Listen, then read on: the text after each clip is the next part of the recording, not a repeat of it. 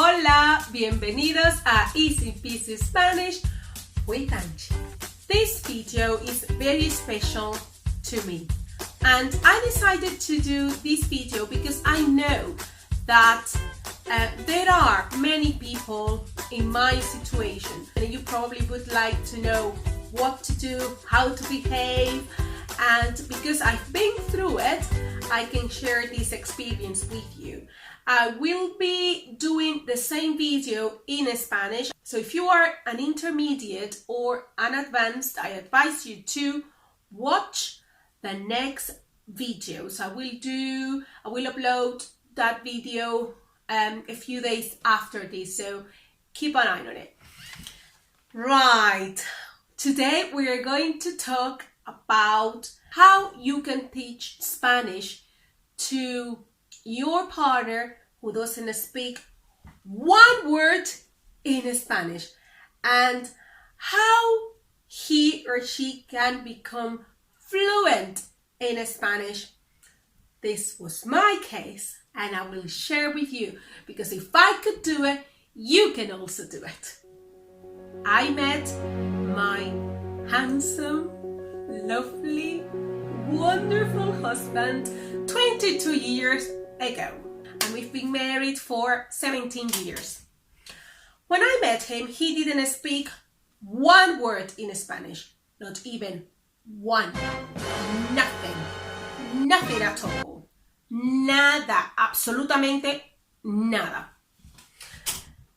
He is Italian. His parents are Italian, but he was born in Germany, and I couldn't speak a word in Italian, let alone German. No way, Jose. Nothing. So, how did we communicate? Because obviously, I was 22 years ago, we have 2 children, so that worked, and it worked really well. We had one language in common. Guess which one? Yes, English. So we used to communicate in English. However, I was very keen on my husband, well, in that time, my friend in the beginning, I was very keen on him learning Spanish. I love my language.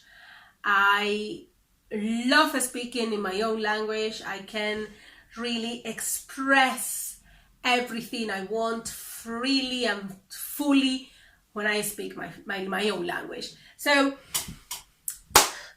we were speaking in English, and I remember the first word or the first phrase I taught him was te amo. I taught him how to say I love you in Spanish. Te amo. This video is gonna be funny because when I'm talking about this, I start thinking about it, and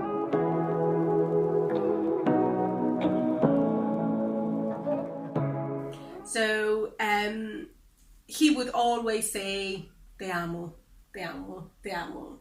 So it's very important to express your feelings. So if you love someone, tell that person how much you love the person. It can be your child, your parents, your husband, your wife.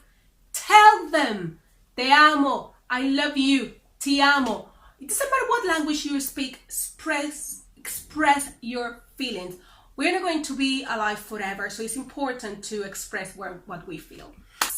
And in that time, I remember that I used to mix both languages. So I would say for the first time, ¿Cómo estás? It means how are you? So I would say, ¿Cómo estás? I would say adiós. I said things like, estoy bien, gracias, I'm fine, thank you. So simple phrases, and I was always repetitive. So those phrases I would always repeat it in every single conversation. And I would also encourage him to say things. So when he said, for example, te amo, I would say things like, I love when you say te amo. it sounds very romantic to me, and then he would make an effort and then he will say te amo. And the best compliment you can give to a person is to learn their language. So he made an effort, and I would give him a lot of compliments because he was making an effort just because he wanted to make me happy. Then we got married and we started to live together. And I thought, this is the time, because the best way to learn a language is to practice. And something that I always avoided was to speak a lot of English with him. So I would try to speak as much Spanish as I could, and then I would explain what I said. And because I was repetitive and I always tried to use similar phrases, he got used to it and he was able to understand. So let's say things like, for example, ¿Qué vamos a comer hoy? What are we going to eat today? Or ¿Qué te gustaría comer hoy? What would you like to eat today? You eat every day. How many times do you eat in a day? You eat many times, so that's a perfect phrase to teach someone. ¿Qué te gustaría comer? What would you like to eat? ¿Qué te gustaría tomar? What would you like to drink? Or, for example, pásame el vaso, pásame el... So you could point at things, and that's what I used to do. So I would point at things. I would say things like, pásame ese vaso, por favor. Pásame ese vaso, por favor. Give me that glass.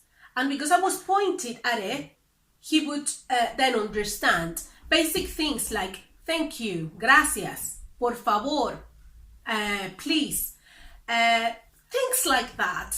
And because they were phrases that I was using very often, well, he got used to it. For example, if I was going to have a shower, I would say something like me voy a bañar, me voy a bañar, I'm going to have a wash, or me voy a duchar, I'm going to have a shower.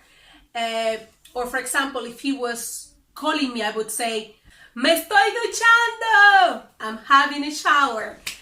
And by saying those things over and over again, he learned those things. Then I would ask him, I would encourage him to tell me things in Spanish. So, or I would say things, how would you say in Spanish? And then he would try. And I would always praise him.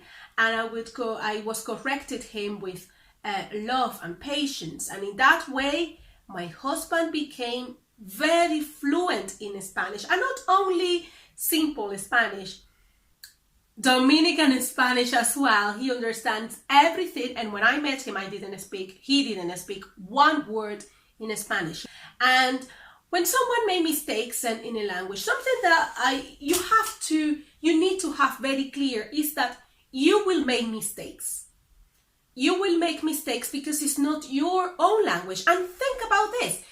Even people who are Spanish speakers or English speakers, and that's their first language, they also make mistakes because no one knows everything. We're going to be learning until the day we die. So this is something that you need to be clear about. Something very funny that happened, I just remember, it is funny also, it's like an adventure, and it's also very funny because many things happen when you are learning a language, and we still have those situations where we laugh a lot.